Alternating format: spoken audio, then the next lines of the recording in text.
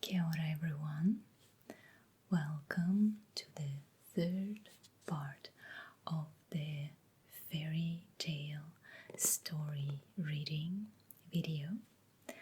We are reading together a story called Sirin Berries.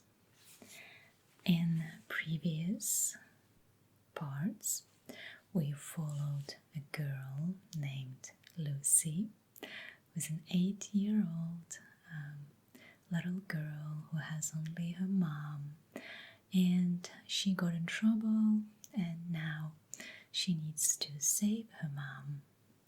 So she is on a quest to find Sirin Berries.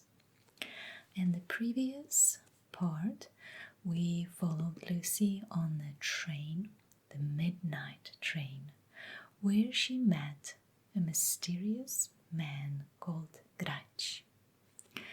They became friends, and Gratch and Lucy jumped off the train together, and now they have to go through the field into the forest to find Sirin Berries.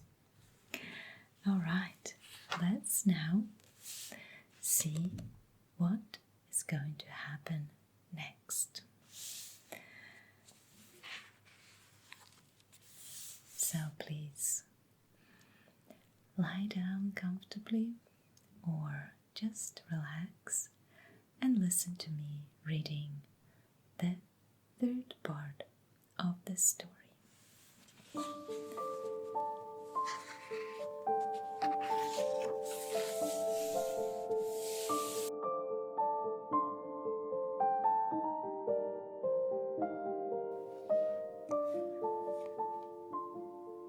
They lay on the ground, listening to the rhythmic clatter of the departing train. It circled the platform and went back, releasing a piercing whistle and a cloud of grey smoke, which quickly dissolved into the dark embrace of the summer night. "Are we going to die?" Lucy asked timidly. "Yeah," said Gratch, standing up, "but not tonight. Do you have a torch?" "No." "Lucy, how were you planning to search for berries in the dark without a torch?" Lucy shrugged. Lucy," Gratch said, shaking his head. He pulled a worn flashlight from his coat pocket, turned it on, and moved ahead. Lucy followed. His steps were wide and steady, the thick soles of his boots barely visible beneath the long, heavy coat that swept the ground, leaving behind a trail of obediently flattened grass. Suddenly, Lucy remembered where she had seen that long coat before. At the station, right before she boarded the train. Gratch had been there, on the platform. He had been the invisible someone who had nudged her basket and apologized. "Gratch?" Lucy asked, walking behind him. He replied, peering into the darkness ahead. "Why did you jump at me? Aren't you afraid of the SG station, like the other passengers? Aren't you afraid you'll go mad?" Gratch's flashlight scanned the ground like a lighthouse beam. Left to right, right to left. Something shifted between the tall blades of the grass, a shadow or a creature that lived in this strange realm.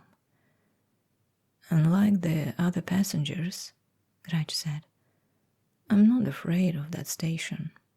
And no, I won't go mad." "Why not?" the girl asked, looking at Gratch's constant, unreadable smile. "Because I only have one fear left." "Which one? Fear of death?" "Nah, I paid with that one a long time ago. That was wild. I even got a month of free rides, said Gratch, aiming the flashlight into the distance. No trees, no bushes in sight, only an endless field. Why do you even ride that train? What else was I supposed to do? When they shut down the factory in Golden Hills, my father lost his job. Like the rest of the townspeople who couldn't find their place in life, he started riding the midnight train. I followed him. I know, that's where the people disappear to, Lucy exclaimed. It's not Cherny who take them. They are just boarding the train. That means they'll all come back. Gratch shook his head. As soon as you start paying with your fears, your body disappears. And outside the train, you become invisible. It's irreversible. Besides, did you notice how the train pulls you in? It feels familiar, comfortable. You don't want to leave. That train is my home. But you jumped off with me. As I said, I still have one fear left. Which one? The girl asked again. Gratch stopped. He turned the torch to the side. Look, he said, shining the beam on the tall structure. Lucy gasped. They were about 10 steps away from a monolithic arch. At the top, an inscription has been carved. The lines of the letters were crooked, as if whoever had written them had done so with their last ounce of strength. The inscription read, "Stone Graves." And below, in small letters, "Making your fears come true." This is... Lucy's voice trembled. Lucy, listen to me, Gratch said, kneeling so he was leveled with her. His lower lip trembled as he spoke. As soon as we enter, don't believe anything you see or hear. They'll create illusions, realistic images, even feelings drawn from your own memories. But remember, they are only shadows of your mind. He glanced toward the ark, then back at Lucy. Nothing is real except your fears. The girl nodded. She didn't fully understand, but she didn't want to ask. She could see Gratch was just as frightened as she was. Her heart pounded wildly. She grabbed Gratch's hand. He squeezed it back. You won't see it right now, Gratch said, pointing his flashlight into the distance. But on the other side, there is a forest. We must reach it. There, you'll be safe. Take this. Gratch handed his flashlight. You'll need it to find the berries. Aren't you coming into the forest with me? No, Lucy. I'll lead you through the stone graves and return to the station. I still have one fear to get rid of before I reach the final refuge. Lucy felt a pang in her chest, but she slung the basket over her shoulder and took the flashlight. Hand in hand, Gratch and his little friend stepped through the ark. The moment they crossed it, everything changed. The ground beneath their feet began to vibrate and crack like shattered glass. Hundreds of stones rose from the earth, soaring towards the sky. It's time, said Gratch, tugging the girl after him. Winding between the boulders, Lucy realized in horror that these weren't just stones. They were giant statues with human faces. Like frozen ghosts of eternity, they stood still, waiting for the time to come. Lucy felt their witchful gaze on her skin. She gripped Gratch's hand even tighter. "Nothing is real except your fears," she repeated Gratch's words to herself and looked at him. His smile was gone. Without it, he looked different. He was a stranger, and at the same time, the most familiar person in this eerie, hostile realm. After a few more steps, Lucy began to notice faint sounds surrounding her from the left and from the right, from the front, from the back. At first, they were unobtrusive, like the flapping of invisible butterfly wings. But the further Lucy and Grach went into the field, the more irritating those sounds became. Soon they buzzed like a swarm of hornets. Lucy tried to ignore them, but over time she began to distinguish individual words in the buzzing. They were no longer insect sounds. They were the sinister tongues of witches whispering deadly spells. "They are just voices," she told herself. "I won't pay them any attention." And the moment she decided not to notice the sounds, the whispering stopped. The girl sighed in relief and looked at Gratch. His face was serious, just like Mama's when she was weaving willow baskets. Lucy's heart clenched at the cozy memory, and suddenly she heard someone calling her by the name. "Lucy." The voice came from far away, like in a dream, but it was too familiar to ignore, too close to her heart to pass by. Lucy looked around. A shadow slipped between the statues. The girl flinched and gripped Gratch's hand more tightly. "Lucy, what is it?" he asked. "Nothing, just a shadow," Lucy whispered.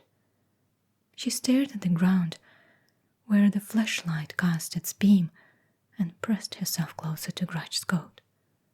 The dry earth crouched beneath their feet like snow.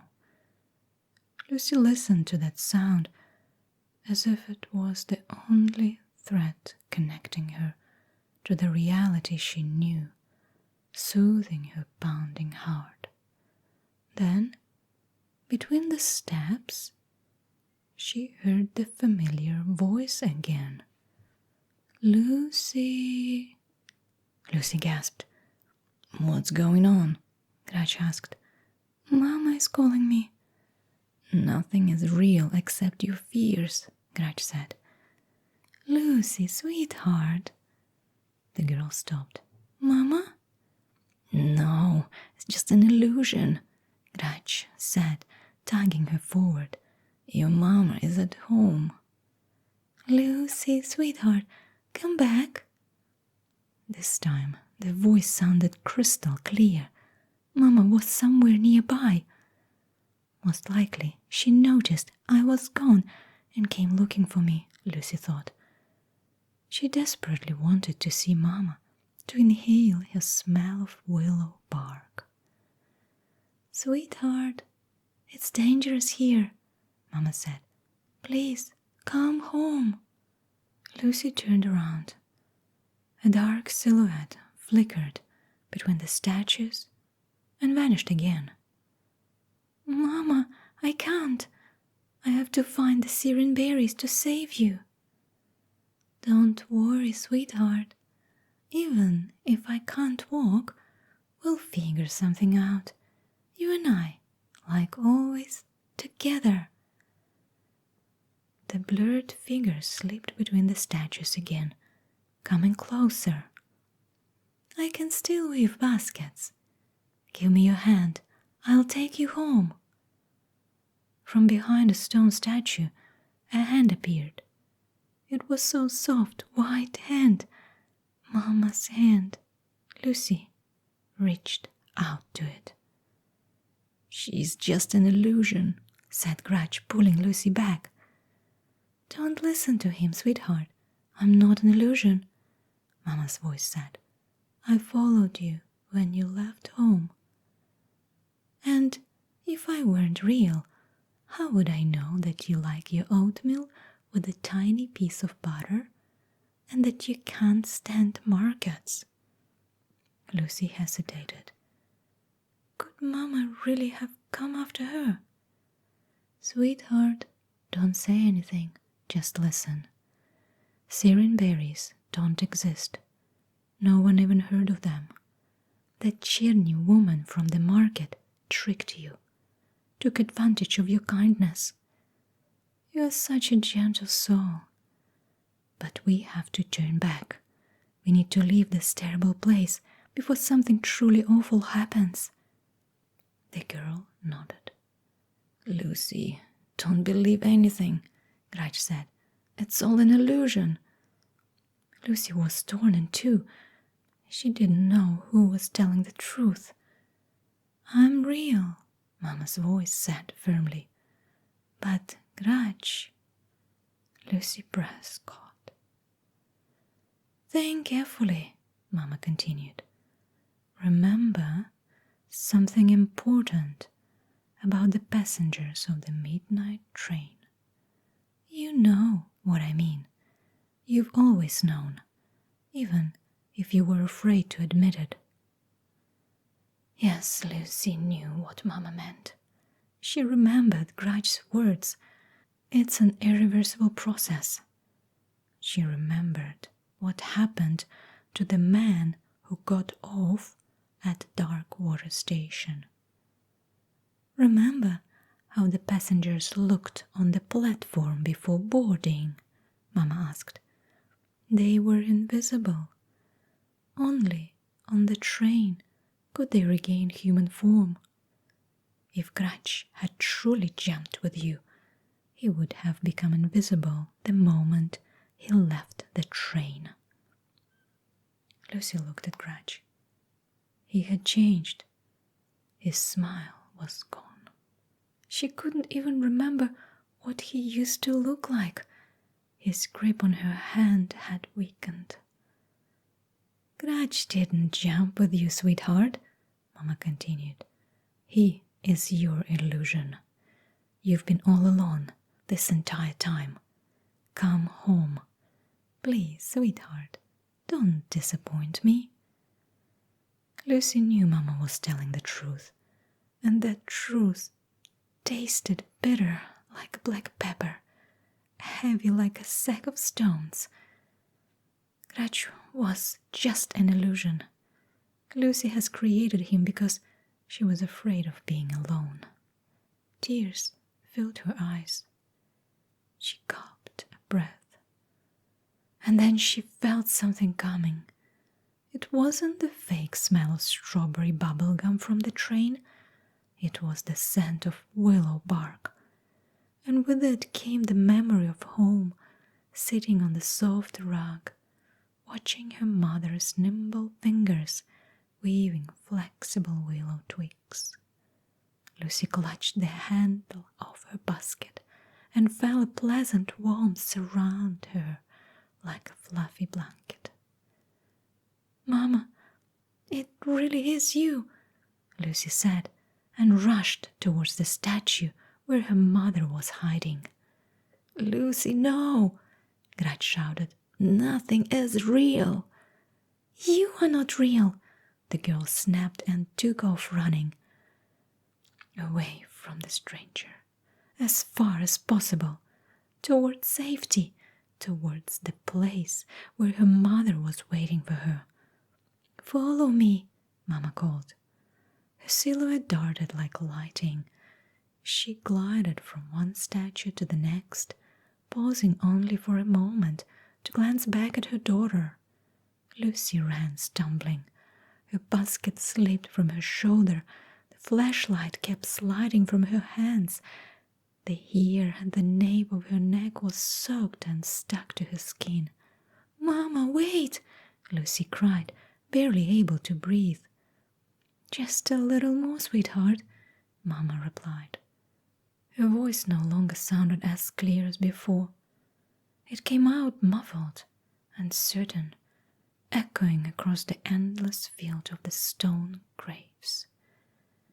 Lucy ran as fast as she could, but Mama's silhouette kept getting further away. Soon, she couldn't see her at all. "Mama?" Lucy screamed at the top of her lungs. "Mama, where are you?" She called out for her mother, running around the statues, hoping to see in the flashlight's beam the person dearest to her. But behind every statue, only mysterious shadows and emptiness awaited her. Mama no longer answered. Lucy was all alone. Tears streamed down her cheeks. She leaned against the rough, cold surface of a statue and, barely breathing, whispered, "What do I do now?" Suddenly, something shifted behind her back. She quickly pulled forward, and at that moment, she heard laughter right above her. A strange kind of laughter, not joyful or playful, but sinister, like someone was mocking her. "Who is there?" she asked, sobbing. In response, she heard a hideous cackle. She pointed her flashlight at the stone giant. The statue's massive hands were folded across its chest, thick fingers interlaced, the sleeves of its lichen-covered robe hanging far down. Lucy tilted her head back and, with a trembling hand, aimed the flashlight higher to illuminate the statue's face. Time had not spared it. The eye sockets were hollow, the nose had worn down a rough dent, the surface of the cheeks were peeling like the skin of a leper, and her lips were frozen in a grimace, twisted by horror. Lucy stared at the mysterious face when suddenly fire lit up inside the empty sockets. The girl gasped. The flashlight slipped from her hand and went dark. "Careless little girl," the statue said, slowly moving its stony lips. It leaned forward, its body creaking like gravel under wheels. Lucy felt like a fragile, helpless moth about to be crushed without mercy. She snatched the flashlight from the ground, hoping its light would protect her, but it wouldn't turn on. Behind her, a grinding sound echoed, like massive stones scraping against each other. Lucy turned around. Another statue has risen before her, its weight towering over the little girl like a thundercloud. Its eyes flashed like lightnings. "Useless," boomed the voice. "She is good for nothing," rasped the first statue. "Such a failure." Lucy wanted to scream, to call for help, but who would hear her? And even if someone did, how would they protect her from the stone monsters? They wouldn't.